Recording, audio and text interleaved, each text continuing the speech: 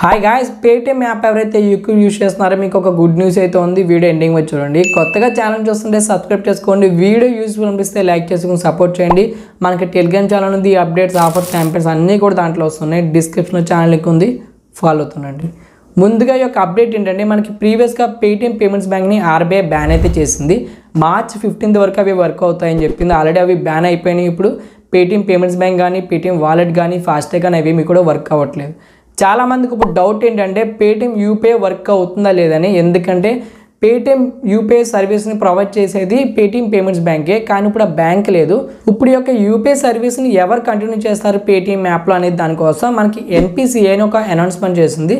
National payments corporation of India permission ఇచ్చింది. దేనికంటే to participate in UPI as third party application provider under multi bank model.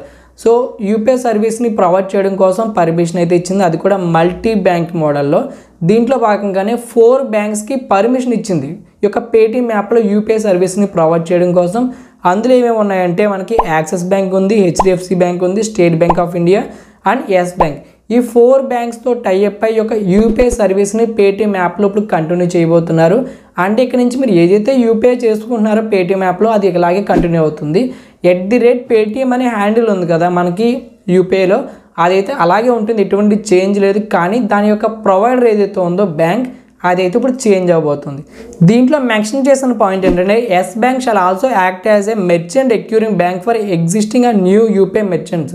అంటే ఎవరైతే merchant account use చేస్తున్నారో మీకు నుంచి మీరు బ్యాంక్ సెటిల్మెంట్ కానీ, లేదంటే పేమెంట్స్ రిసీవ్ అవ్వడం కానీ, లేదు సౌండ్ బాక్స్ కానీ, ఇవన్నిటిని మేనేజ్ చేసేది ఎస్ బ్యాంక్ వాళ్ళు.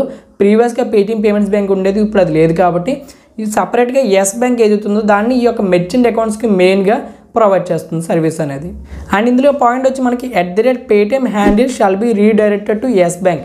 మనకి ఎస్ బ్యాంక్ వాళ్ళు ఈ యొక్క @పేటీఎం అనే ఒక హ్యాండిల్ ఉంది కదా మనకి యూపీఐ సర్వీస్ లాస్ట్లో, దాన్ని ఇప్పుడు కంటిన్యూ చేస్తారు. ప్రీవియస్గా పేటీఎం పేమెంట్స్ బ్యాంక్ ఉండేది, ఇప్పుడు ఈ యొక్క ఎస్ బ్యాంక్ అనేది కంటిన్యూ చేస్తుంది ఈ యొక్క @యూపీఐ సర్వీస్ని. దీంట్లో ఇప్పుడు బెనిఫిట్ ఏంటంటే మీరు ఇక్కడ నుంచి యూపీఐ సర్వీస్ని యూజ్ చేసుకోవచ్చు పేటీఎం యాప్లో ఎటువంటి డౌట్ లేకుండా. రెగ్యులర్ ట్రాన్సాక్షన్ చేసుకోవచ్చు. పేటీఎం పేమెంట్స్ బ్యాంక్ మాత్రమే లేదు. అండ్ అంతేకాకుండా ఎవరైతే మనకి యూపీఐ హ్యాండిల్ యూజ్ చేస్తారంటే పేటీఎం యూపీఐ హ్యాండిల్ యూజ్ చేసుకొని ఎక్కడైనా మనకి ఆటో పేమెంట్స్ ఎనేబుల్ చేసుకుంటారు, అంటే ఈ యొక్క యూపీఐని అక్కడ లింక్ చేసుకొని ఆటో పేమెంట్స్ ఎనేబుల్ చేసుకుంటారు. అది ఇలాగే కంటిన్యూ అవుతుంది. ఎందుకంటే ఇక్కడ మనకి హ్యాండిల్ అనేది చేంజ్ అవ్వలేదు, @పేటీఎం అలాగే ఉంది. కాబట్టి మీరు ఆటో పేమెంట్స్ కూడా మీకు బెనిఫిట్ ఉంటుంది ఈ యొక్క యూపీఐ సర్వీస్ ద్వారా. అట్ ప్రెజెంట్ ఉన్న యాప్స్లో ఫాస్ట్గా పేమెంట్ అయ్యేదంటే పేటీఎం యాపే. నేను ఇప్పటికీ బ్యాన్ అయిపోయినా కూడా పేటీఎం యాప్నే పేమెంట్ చేయడానికి యూజ్ చేస్తూ ఉంటాను, ఫాస్ట్గా ట్రాన్సాక్షన్స్ అవుతాయని. మీరు ఎక్కువ ఏ యాప్ యూజ్ చేస్తారో కామెంట్ సెక్షన్లో కామెంట్ చేయండి. ఈ అప్డేట్ మీకు యూస్ఫుల్లా కాదని కూడా చెప్పండి.